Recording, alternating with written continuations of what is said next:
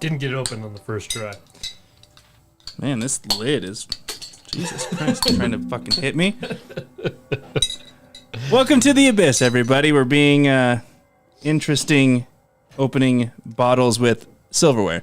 Because Cleet lost the bottle opener that I brought. Tonight's going to be a good night. Oh, Bring out the silverware. We got a drink.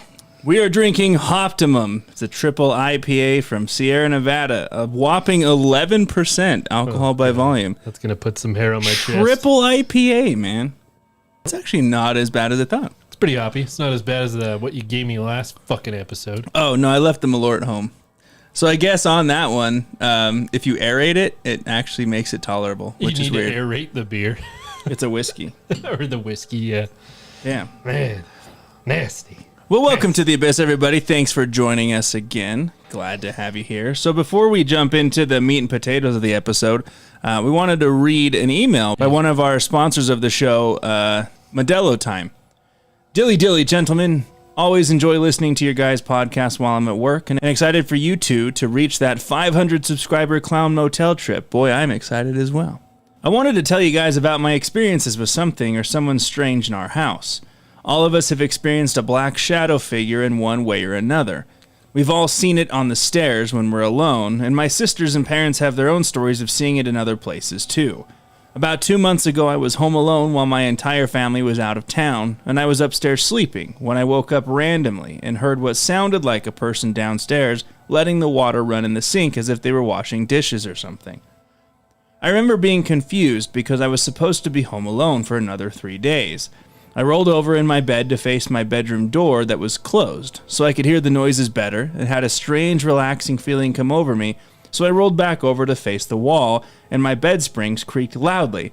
All noise downstairs stopped immediately, and I heard heavy footsteps running up the stairs. What? And then, then from outside my door, I heard a woman yell, "What are you doing here?" That's fucking terrifying. You're gaslighting me in my own house? Right, like, what the fuck are you doing here? As if I was the intruder in the house. That's hilarious. But again, I was in a strange, relaxed state and just went back to sleep after a few moments. Man, if you can go to sleep right after that, good on you, because I wouldn't be going back to bed. Looking back at it now, I definitely should have been terrified, especially hearing the noises of whatever it was running up the stairs to get me. Yeah, that's the part that would have had me shitting bricks. I'd have to change my sheets immediately. Terrified? I'd say, what are you doing here? What are you doing here, ma'am? I never mentioned this to anybody until last night when my dad and I were talking, and he brought up that a week ago he was downstairs alone watching TV, drinking whiskey, when he saw the black figure out of the corner of his eye, but tried to ignore it. And then when the screen went black on the TV to load the next episode, he saw the figure in the reflection behind him. Oh, that's like straight from a scary movie. Yeah, and could feel the thing looking at him. Man, this thing is fucking terrifying. Might I suggest moving? No, I wouldn't move. He said he swore he was going to die, but accepted it because he felt oddly relaxed and finished his drink. He kept watching the show until he realized the thing was gone, then went upstairs. Anyways, boys, I look forward to next week's show and to hear many more tales from the Abyss. Dilly dilly. Dilly dilly. Man, that was a damn good story. Thank you for sharing. What are you doing What here? are you doing First here? of all, This is my house. There's a ghost in my house trying to guilt me for living in my own home.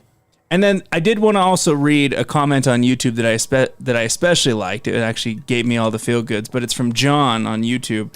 Awesome episode as always, guys. I like how you strike a nice balance between giving every topic the benefit of the doubt and not drinking the Kool-Aid. It's a bit of a throwback to pre-Facebook internet when conspiracy theories and the paranormal were fun. Yeah, he was commenting on the Yuba 5. Like, people are like, it was aliens. It's like, no, it's probably not aliens, man. Yeah, it's probably not. I like to throw that in there for fun. Do I think that it was actually aliens? It was interdimensional Bigfoot. He came and grabbed him and went away. Hey, no, that's a theory. Interdimensional Bigfoot went back into Agartha to hang out with Hitler at some point. All right, guys, let's jump into our story tonight. We are going to be going over a Reddit thread talking about third man syndrome. What the fuck is third man syndrome? So I didn't know what this was, but I've heard of it, like, historically in other shows. I didn't know it was an actual thing. I don't think I've ever heard of third man syndrome. Yeah, so I'm going to jump into an online story away from Reddit that kind of editorializes or tells you what it is. Between 1914 and 1917, Sir Ernest Shackleton embarked on a wild plot to cross the entire Antarctic, an ill-fated journey that would ultimately fail, but he remembered as one of the greatest feats of endurance in human history. When the Endurance, the ship carrying Shackleton's party, became stuck in the ice in 1915, the group of sailors made an arduous journey across an inhospitable land to reach Elephant Island, and then eventually South Georgia, where the ill-equipped men crossed mountains and glaciers to find safety. Writing about his experiences, Shackleton made a remarkable admission. During the long and racking march of 36 hours over unnamed mountains and glaciers of South Georgia, it seemed to me often that there were 4, not 3. Thanks to this account, more survivors have since come forward to explain a bizarre phenomenon known as third man syndrome, an unexplainable apparition that appears only in the worst circumstances. So that's essentially what third man syndrome is. It's like people on the point of death see someone tend to have an ethereal encounter with some spirit or person, something that comes and talks to them that are usually like kind and like try to get them through this tough period. Interesting. Yeah. Some people call it guardian angels. Some people call it genies or whatever you would call the... people call it the jinn. Like, so we're what was the, God, I can't remember. It's one of the icebergs, the disaster gnomes or whatever it's called, where the gnomes show up with like disasters. Yeah, could be disaster gnomes. Yeah, disaster gnomes. What? Why are you so short and have a beard? I'm a disaster gnome.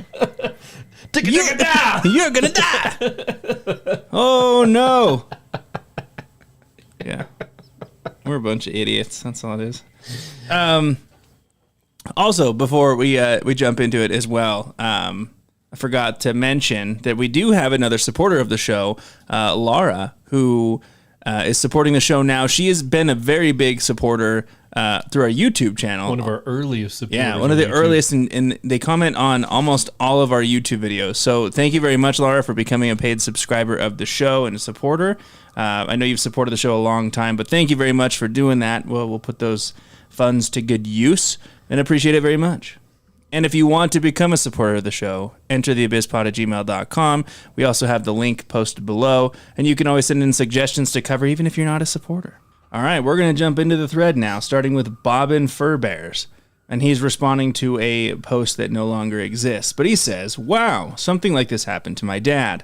He fell off a sea cliff in Alaska onto boulders and shattered his leg, broke his back in a handful of places. He lay there alone for hours calling for help with no luck. Then he said a little girl came down the cliff and kept him company. He said she told him stories and sang to him, pet his head, and even put her coat over him to keep him warm. But when someone eventually came around the bay and spotted him there was no little girl. It was near a very small remote Alaskan town, and no one in that small community had any idea of any little girl who even remotely matched her description. We always joked it was his guardian angel. God damn. Kind of creepy. But I mean, at the same time, though, like it's not like some demon showing up, like you're gonna, and like dancing around taunting, you're gonna die, you're gonna die. Most of this is heartwarming, I would say. Yeah, but still, it's kind of cool. All right, this one is Rocket 69. Why did you emphasize the T so hard? Because it was TK. Ticket. Rocket. Oh, but the good old 69 at the end. I was in a really terrible car accident a few years ago, and I was struck in the car. They had to cut me out. During it, I came to, and there was a woman who had climbed into the rear seat behind me and was holding my shoulders, telling me it was going to be okay, and that help was coming. I thought she stayed with me until I blacked out and woke up to a fireman cutting the door off and pulling me out. The firemen, paramedics, and my mother, who had gotten there quickly, all said there was no woman at all, that traffic had gone around and no one had stopped because the fire department was only a few blocks down the road. I can still hear her voice. I know she was touching me, but no one saw her. Freaks me out still. God damn. Okay, this comes from Von Dirkman. I was in a serious car wreck at 18 involving a speeding, fully loaded tractor trailer. And right before impact, I heard very clear voices that sounded just like me that said, relax for impact. Told me if I survived, that then I had to be prepared for the next step. Counted the flips and rolls of the vehicle for me, and then told me to shut the engine down, gather the important things, and kick my way out. It very much felt like a second me in the car to talk me through, and it's probably why I survived, because it kept me completely calm and able to function through the whole thing. I'm pretty sure I was just talking to myself, but it didn't feel like it. That's crazy. I wonder if it's just the shock, because afterwards, like, you'd probably be like recalling something that didn't really happen. Or maybe there's some type of spirit guardian angel that helped Just him. sitting in What's the more passenger? likely? Yeah, I don't know. He's like, all right, Britton, here's what you're going to do. You're about to get hit. You're going to have 15 rolls into the air. Approximately 4 rolls. You need to go into 4th gear. Is this fucking Final Destination? Had a dream that the boat crashed. This one is from Funkelberger. Hey, I haven't heard that nickname since high school. Is that her thing? Hey, it's Funkelberger. Did you ask if it's a thing? Fucking no. Where is this from? Have you not heard of the Funkelberger? Just a common name for people. Yeah. You used to call people Funkelberger all the time in the 90s. The funky burgers. No, I'm a Funkelberger. It's like the fun Uncle Burger. I don't know, man. I don't know about that. Stay away from that. That actually kind of happened to me. One time, I was very lost in an unfamiliar rainforest. I was full on panicking and running through the thick brush, getting stabbed by thorns and falling over every 5 seconds. At one point, some voice in my head was like, just sit down and shut up. God damn. So I did. And a few minutes later, I hear a very distant truck horn. Ran straight toward the sound and eventually hit the highway. So it was like a voice. It just wasn't very nice, but it helped him. An angry angel, as it were. I like the responses. Your guardian angel is so tired of your shit. Please give them a weekend off. Samuel L. Jackson. Getting real tired of the shit. All right, this comes from Unremarkable Student, also replying to a thread that's been deleted. My mom had something unusual like this happen twice in her life. First time she was driving on a dirt road, and she swore someone told her to put her seatbelt on, which she rarely ever did in her younger years living in a very unpopulated area. Anyways, an animal jumped out in front of her, and she ended up in a head-on collision with a tree. She lost her 2 front teeth and totaled the car, but the voice telling her to buckle up saved her life. The second event was before her death. She kept mentioning she wouldn't be around much longer, and in particular would say how she would die in her place of work. I honestly thought she was being dramatic and silly. However, unbeknownst to me, she started journaling everything from passcodes for banks and accounts to notes from my future pregnant self. She left little notes in my favorite books in the few months leading up to her death.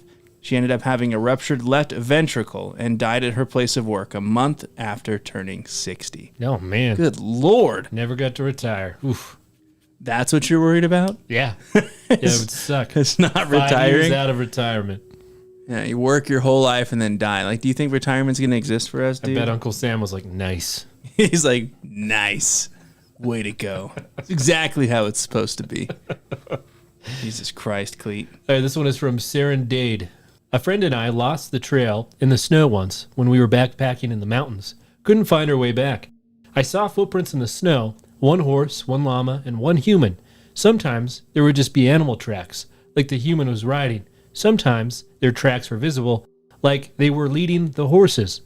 On a hike in the same area a few years earlier, we'd met a llama herder who brought his flock into the national forest to graze during the summer. I thought, it's got to be that guy.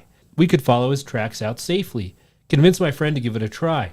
I followed those tracks over a pass, and we eventually got back off the snow, back onto the trail. My friend swore he never saw a single track. Wasn't aware of this phenomenon before, but now it makes me wonder. Oh, that's weird. That is really weird. Okay, this comes from Worried Pie 7025. A friend and I were walking home from the clubs in Florence, Italy. We walked past an American girl walking the opposite way, her GPS blaring where to go. She seemed drunk. We walked past her, paused, then turned around to look at her again. We turned around and there was an American man looking very fresh and clean for 4 a.m. He said, "Is that your friend over there?" We said, "No." He asked, "Should you go be her friend?" We went to walk her home and waited at her door for her friends to buzz her up. Right next to her apartment door was a man hiding behind a parked car. What? Exposed, jacking off the entire time we stood there. Nice, dude. My friend and I held hands and booked it all the way home after the girl got inside safely. When we got home, we began discussing what just happened. I said, "What about that beautiful blonde man who told us to help her? He was wearing the exact outfit my dad used to wear on Sundays." She was like, "Blonde?" No, he was Latino like me and dressed just like my dad. It's still the weirdest thing that's ever happened to me. Weird. They both saw their dads like, you should go help her out because there's this man diddling around the car right outside the apartment. This one is from Auntie Nat. I experienced something similar when I was 16. I'd been in a car accident and the car was totaled. I was wearing my seatbelt and uninjured. During the crash, I heard a voice coming from the empty back seat yelling for me to duck, which saved me from getting crushed by the roof as it rolled over. Then it was a series of instructions on how to safely get out of the car and how to get help. I know it was my brain doing all of this, but it really felt like someone else was there telling me what to do, like I was wearing an earpiece or something. That's so crazy. The fuck? I think we covered something on the iceberg where, like, you have two separate brains. There was a theory, and maybe, like, for whatever reason, they're in shock, so it just triggers the the survival brain. brain. The instructions, Yeah. and you're like, yeah, you're like out of sync. You're like, wait, what is this? You know, but it's really just another side of your brain. I don't know. That's weird. That is weird. That is weird. Listen to me very carefully. I have a special I'm going to give you set some of skills. instructions. You're about to go through a very traumatic experience. I need you to listen to every fucking thing I say. You're like, I can't even comprehend. All right, this comes from Seraphinus, I guess. I'm a nurse. I've worked swing shifts for years. Once in my youth, I lived alone in a ground floor apartment with a cat. It was my night off, but sleep was rare and sporadic, and I had fallen asleep, fully clothed, while reading in the bedroom. I heard a voice that sounded so close it could have been from someone on the pillow next to me. Chickadee China, the Chinese chicken. Cool. It was a woman's voice, very stern, who said, "You need to get up, now." The last word seemed so loud it was almost like she was yelling right in my ear, so I shot out of bed. It scared me because I thought someone was in my room, but I immediately heard another noise at the door. Someone was trying to break into my apartment. I don't know what it was. A dream? My subconscious trying to alert me to danger? I don't know. So they added more as an edit. Reddit MD has diagnosed me with exploding head syndrome. And since this is a cliffhanger, I loudly announced while I called the police and the would-be burglar ran away. The police came, looked around, didn't see anyone.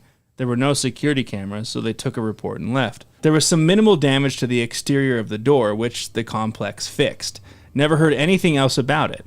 I think the would-be burglar probably lived in the complex and knew I usually worked nights. They didn't think I'd be home. It's kind of crazy, though. And the voice was, like, who was it? Wake The up voice now! was suspiciously narrated by Samuel L. Jackson. Wake the fuck up! What? It's just so aggressive. That's how he is. All right. I mean, that's who he plays. He's actually a very genuine guy in real life. Yeah, I'm talking about the character, clearly. Which I'm not talking character? about He the plays person. 500 characters. I don't care, because He probably I'm talking plays- what people think of when they hear the name Samuel L. Jackson. He probably plays Cleet in another dimension. Jesus. This one is from Deleted. Hey. Lol. My story isn't as interesting as everyone else's. Lol. Oh, LOL. I was like, what is lol? How do they spell lol? I was asleep and heard, "Wake up.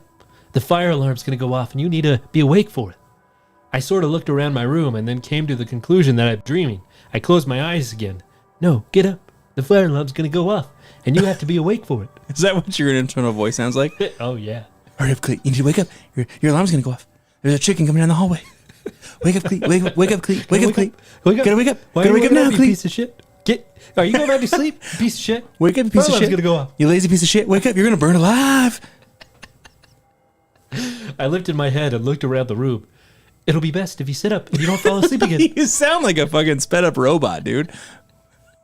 Usually you take like a southern accent on these things. Now you're going like sped up, Yeah, like I've evolved. animatronic. I've evolved. You've evolved. Yeah. Level 2. Okay, I'm definitely asleep, I think to myself. I'm going to sit up and swing my feet off the edge of the bed. I blink several times, and since I have a bad habit of lucid dreaming, I look at the time on my phone and look at the time on my phone again. Good. Here comes the alarm. It's a false alarm, so I don't worry. On cue, the fire alarm starts going off. My dog wakes up. Was that the voice or him? I don't know. I don't know, dude. Yeah. Reddit is written different. My dog wakes up and starts barking at it. My roommate, who is gaming across the room, within the same room, I guess like a college dorm or something. It's like it's one of those studio apartments. They just have like the foldable walls. Yeah, bunk beds. Like a bifold. From the top bunk. Shut the fuck up! Takes off her headset and says, "Should we leave?" That's all they have to contribute to this whole thing? At the moment, the fire alarm stops. Everything is back to normal. I shake my head dumbly and wonder, what the fuck the mystery voice just saved me from? Was there no fucking fire? That's it? That's where they end the story? Like what the fuck happened? Hello, my child. Yeah. Go away, damn it, Jesus. Every fucking time. I'm trying to sleep. The roommate's right like, when I'm cooking dinner. Should we leave now? Like from the top bunk. Yeah, that story left way more questions than it did answers. You know, Reddit can really... I want to know if there was a fire or not. Was the voice just trolling? Like, Reddit can really chat my balls, man. Okay, this is from Classic Parsley 3312. I remember my late grandfather telling me something like this. It was snowing, and he lost control of his car. Got into a car crash. Nothing too serious aside from a broken collarbone and maybe a concussion. He swears he saw a man in a pure white suit come and help him out of his car. He swears that at that moment, he wouldn't have had the strength to do it all on his own. But next thing he knows, as soon as he's situated, the man suddenly disappears. No footprints in the snow or anything. He always believed it was an angel. I did as a child too, but it's fascinating to hear about this. I never heard of anyone else experiencing that before, much less knew the phenomenon had a name. Yeah, it's weird. All right, this one is from Nitrain84. My grandpa was a Korean War vet. This sounds hokey, and I don't share it often, but he related a story before he passed away. It's a little hokey. Hokey dokey. He was in a trench under heavy fire, and someone, he assumed his sergeant, came by to check on him, and then left and moved on to the next trench. My grandpa thanked his sergeant for looking in on him the next day, and his sergeant denied ever getting out of his own trench. He's like, I didn't come to check on you, you stupid bitch. What are you talking about? He could find no one who would admit on checking on him that night. He believed it was his guardian angel. But how did it save him? All right, this one comes from probably Tom Hanks. What? Probably Tom Hanks? I'm not sure if this is the same thing or something completely different, but 11-year-old me was walking home from school one day and was attacked by a pretty massive dog. Jesus. I was wearing a jersey, and luckily after initially knocking me down, his teeth got tangled in my jersey on my shoulder. I knew that in a matter of seconds he was going to rip free and kill me. Like, I knew that. Weirdly accepting it kind of thing.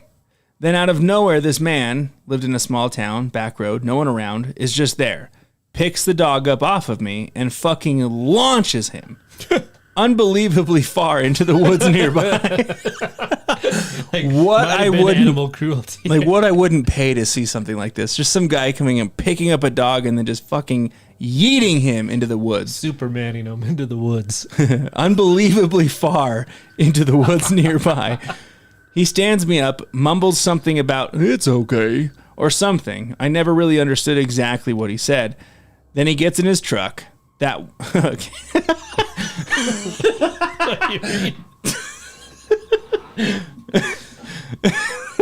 Okay. What does he go? Like drink Bud Light and drives away? Like, I don't know what's happening here. Okay, then he just gets in his truck. That 100% was right next to me on the road, but I never saw or heard it, and all this happened within literal seconds, and drives away. Again, a very small town. Everyone knows everyone and what they drive, even in surrounding small towns. No one knew this guy, and I never saw him or the truck ever again. What I do remember most is when he picked up the dog. His silhouette was completely shadowed, and the sun wasn't shining. Wow. So... getting attacked by a dog, some random guy comes and just fucking hucks the dog into the woods and then drives off. Says, rough motherfucker, and he leaves. Like, cheers.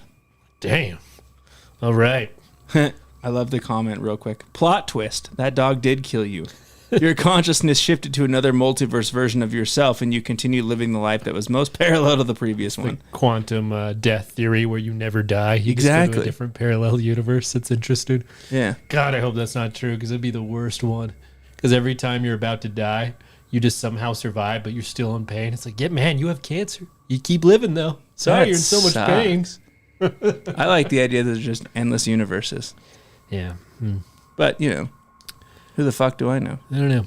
This one's from Rusty Programmer. When I was 20, I had a terrible relationship with my narcissist mother, and due to the financial crisis, I couldn't afford to move.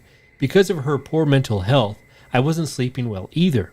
I went to my friend's house and remember sitting on the couch, then promptly falling asleep. But it was so quick and deep that I didn't realize I even fell asleep. I was met by a faceless man in a suit that audited me, I suppose. What? What do you do? What What do you do? I don't What is he understand. What the fuck is he auditing here? You owe some taxes. He said that all things that I was currently working on were stress responses. What? He probed me. Oh. Well, Explain this to me.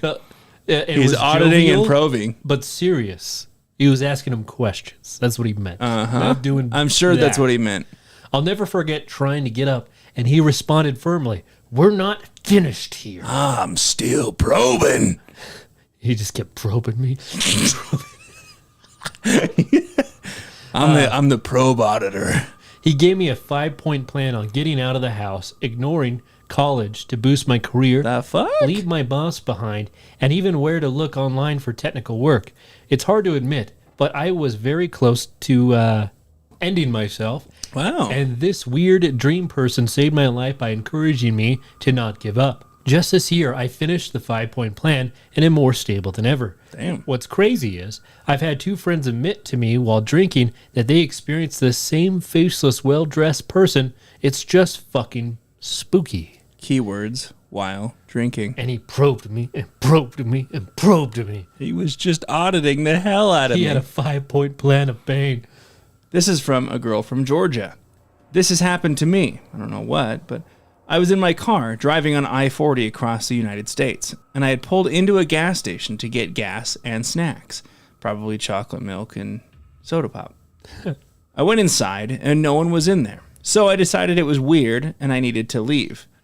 Yeah, you go inside a gas station, it's deserted, you need to get out. As I pulled out, I saw a tornado in my... What the fuck is this story? I saw a tornado in my rear view mirror, and I was almost frozen in fear.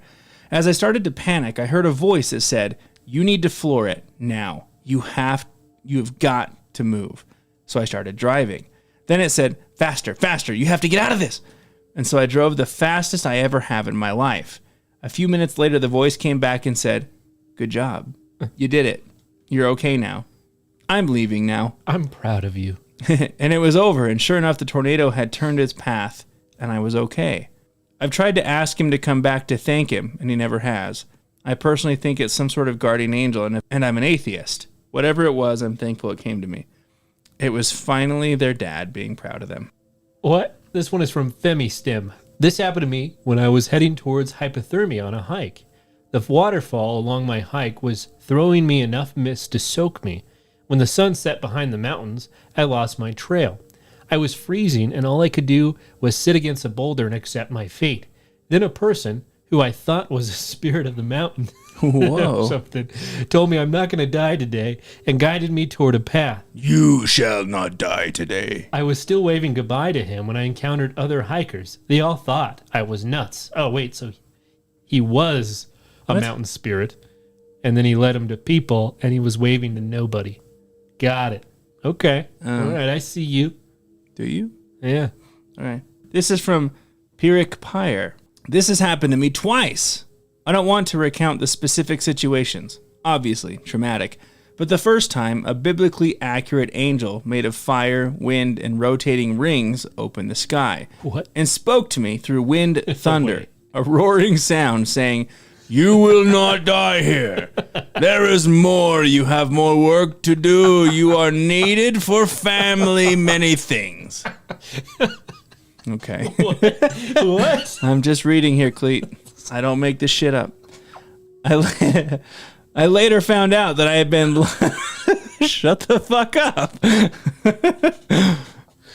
I'm just reading it. Ask Pyrrhic Pyre, man.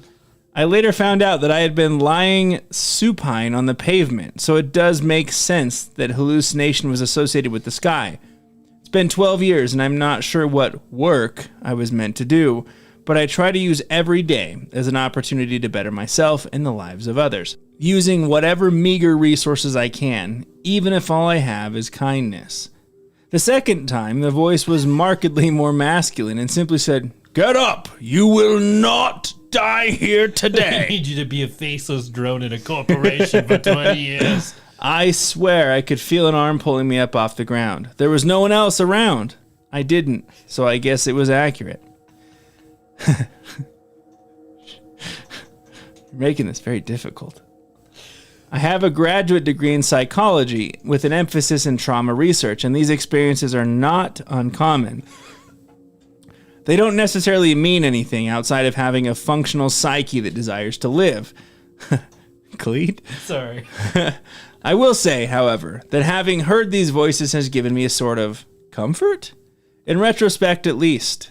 Hallucination or no, the memory of those voices, their message, and the extra strength it took to pump blood from a beating heart to firm my grip around these tenuous thread between life and death, and the hand, not offered but freely given, pulling me from the ground, is powerful, and it saved my life.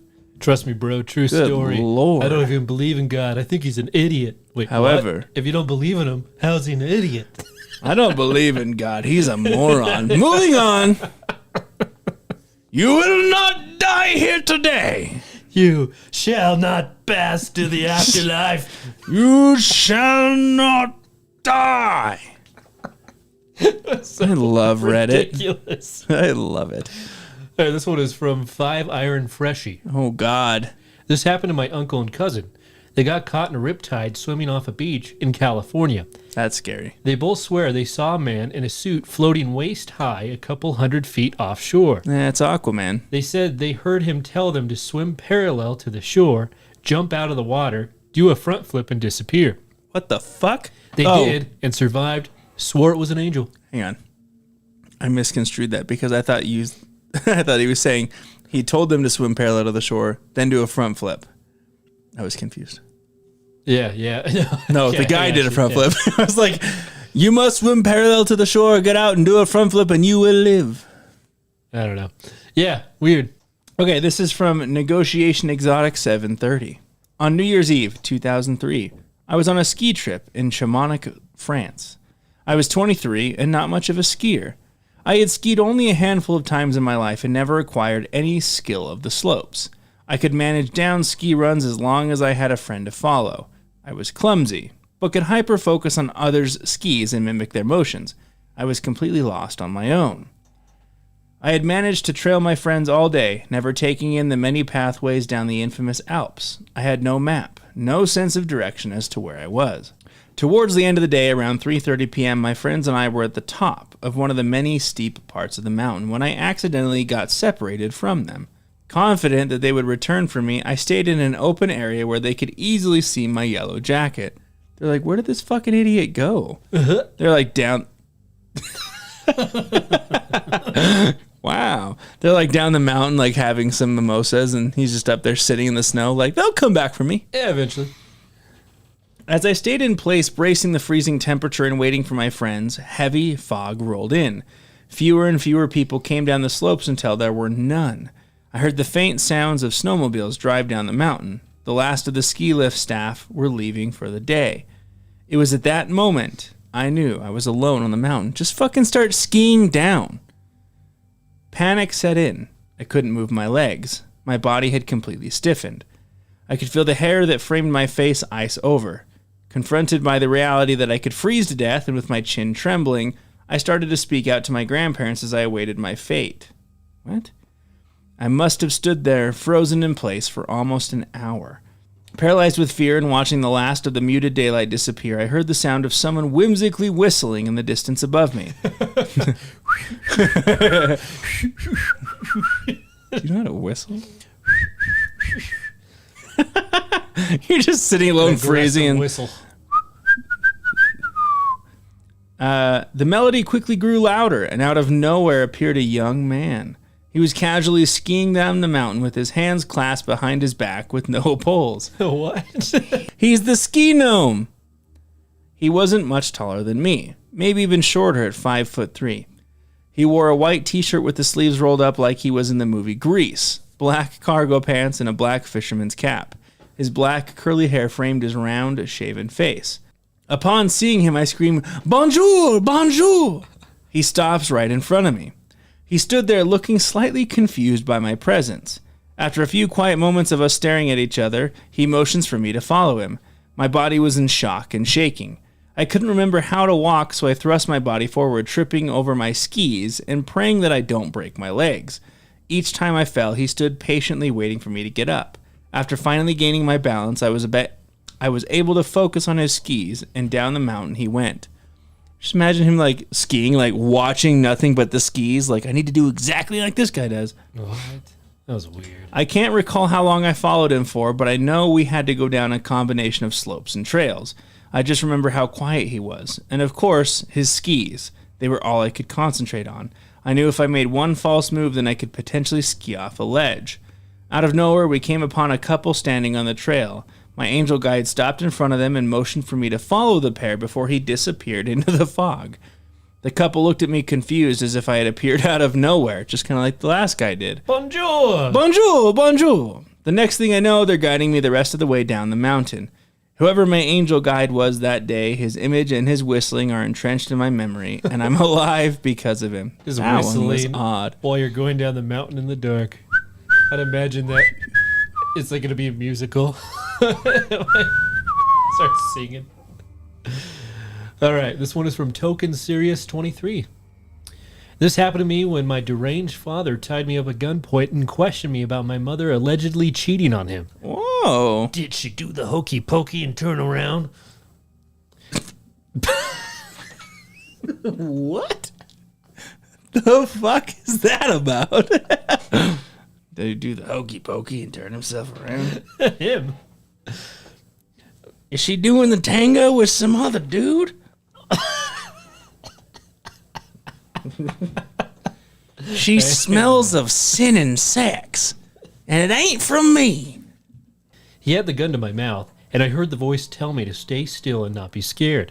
The safety was off, and when he moved the gun away from me, he almost lost grip of the gun, and it discharged at the ground. Oh. I completely blacked out all memory for a few minutes, and when my dad would ask me questions, holding a blue folder containing messages between my mom and someone on Facebook, What? I answered with what felt like someone else's words. He talked about getting back at her by killing her children. Oh. I was able to convince him that killing us was not going to make the grandiose exit he wanted, and he was just going to end up being a statistic on the news. Crazy man, guns down family and himself. When I told him that, he got angry, but ended up not killing me and my sister, who were tied up and scared on the couch. I remember staring completely emptily into space after he cut the zip ties off our hands and put the guns away. It felt like something else was controlling me, and I was hiding somewhere else in my mind. I've never experienced that feeling afterwards, but I remember everything about it, how it felt. This is from Typing Dude 3. True story. Back around 1965, when my mother was young, she was driving down a long road in the middle of nowhere, United States, when her car broke down. It was very cold, with snow on the ground. It was getting dark. There was no one nearby. No cell phones, of course. All of a sudden, she saw a man in a white suit walk up the roads towards her. He was immaculately dressed, a nice and friendly-looking man. He asked if he could check under the hood, and of course she said yes. He opened the hood, appeared to touch a few things, then a few seconds later closed the hood. He told her to get in and try starting the car. Sure enough, the car started and ran fine.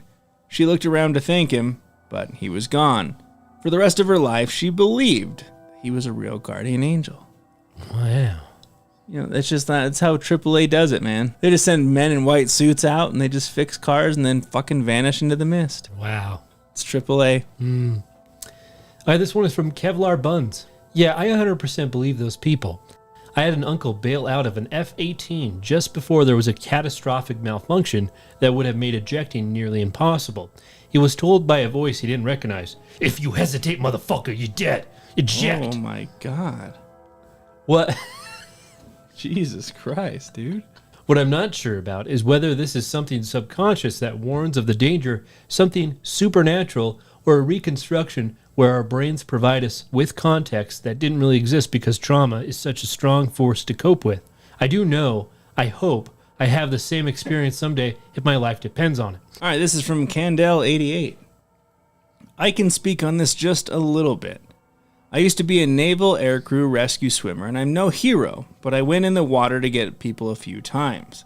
It often felt as if there was a very familiar partner in the situation with you, kind of invisible, but always nearby. I say kind of because you sometimes feel like if you were to look around, you'd see them floating nearby, but you know if you actually look, you'll be alone.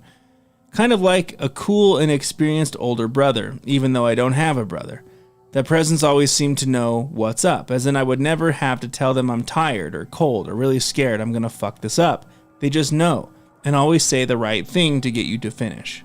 They also seem to know what will happen in the future, and because they know, you don't have to worry.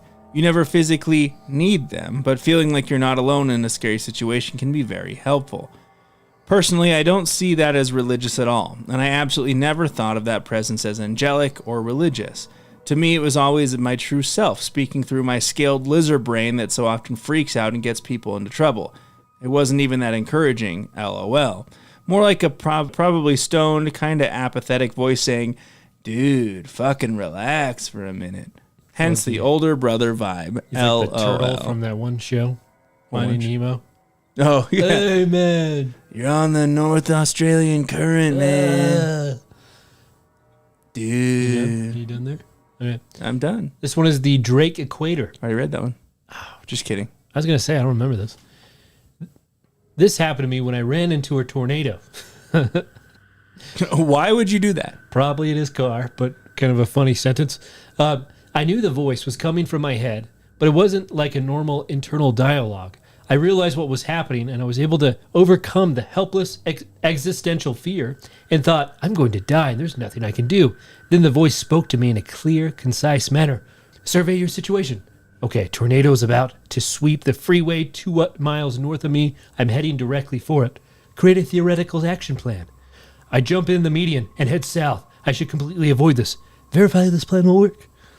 The tornado would be moving with the prevailing winds, so I look at the grass on the side and the freeway and notice it's bending towards the northeast. Therefore, I concluded that heading south will safely avoid the sweep. Enact the plan. I drove over the median and headed south, completely avoiding the tornado. I watched it sweep the freeway in my rear view mirror. Funny thing is, the voice sounded like my calculus professor. I think what actually happened was that I thought, oh my God, I'm facing an existential terror. Wait a second. Existential terror reminds me of something else. Calculus tests. Oh, Lord. I got a B+ in that class, and it was one of the proudest achievements in my life. Well, B+ for driving away from a tornado. I got an A in calculus, bitch. Wow. Just a little flex.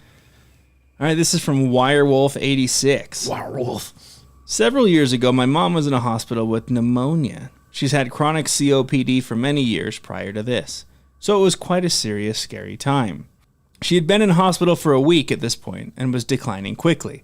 Her consultant sat the family down one afternoon and said there's nothing further he could do, and he believes her body is giving up, and we should be making our peace with it.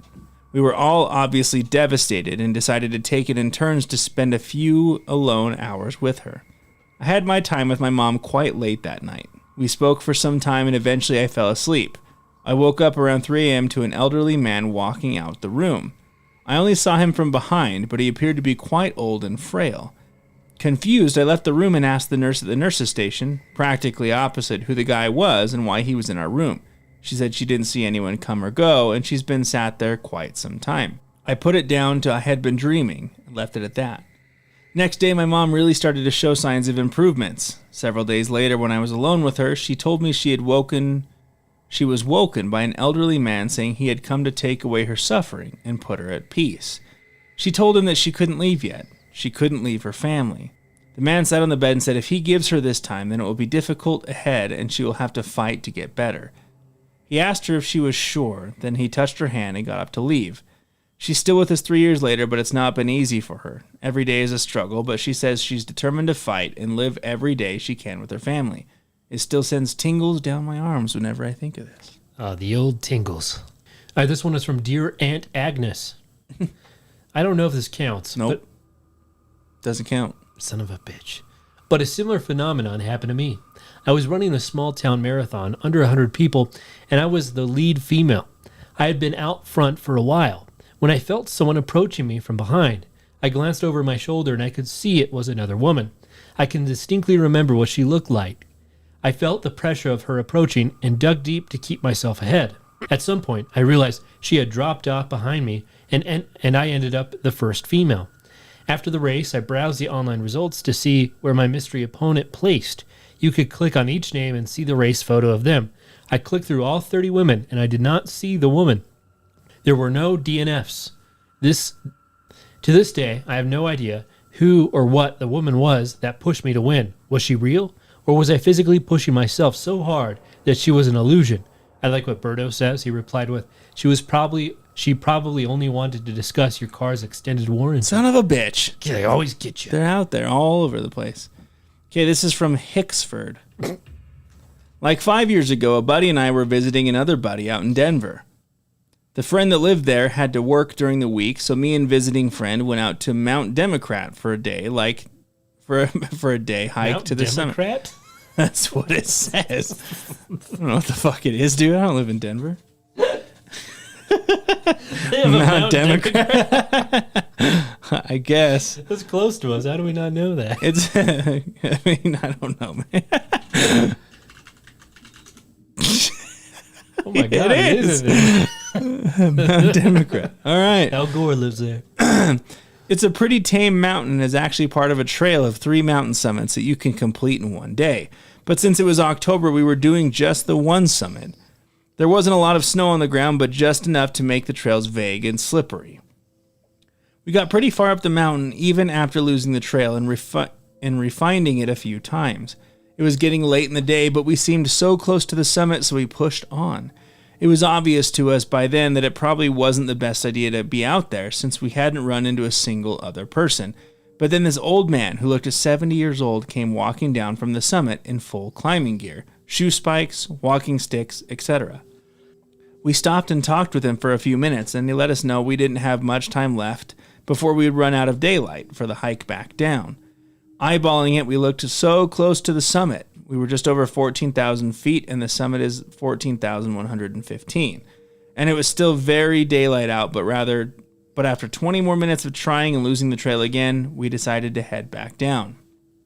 30 minutes after we started the descent, our phone flashlights were out, but could still see out towards where we parked way off in the distance.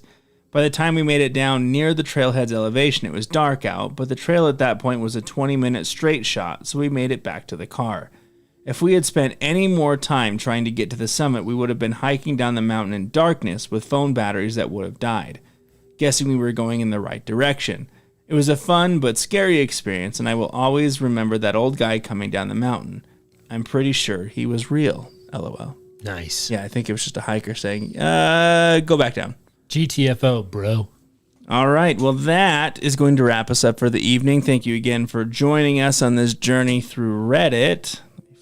A huge thank you to our 8 supporters of the show: Laura, Jackson, Supernatural, Tessa, Modelo Time, Mothman, Devon C, Conklin Family, and Lou.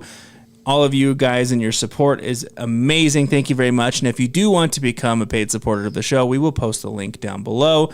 And if you have any suggestions that you'd like us to cover, send them our way at entertheabysspod@gmail.com. We will literally cover anything. Send us your stories, your experiences, shout outs, anything you want. We love to hear from you. We are growing pretty exponentially, so we love to see that. And we are hoping very soon to get video on the show. And with 500 subscribers on YouTube, we will be making the journey out to Nevada to stay overnight at the Clown Motel, filming our entire experience. Pretty exciting. If you guys are listening to us on YouTube, please like, share, and subscribe, as it really helps us get us out there. And as always, thank you for entering the abyss. Until next time.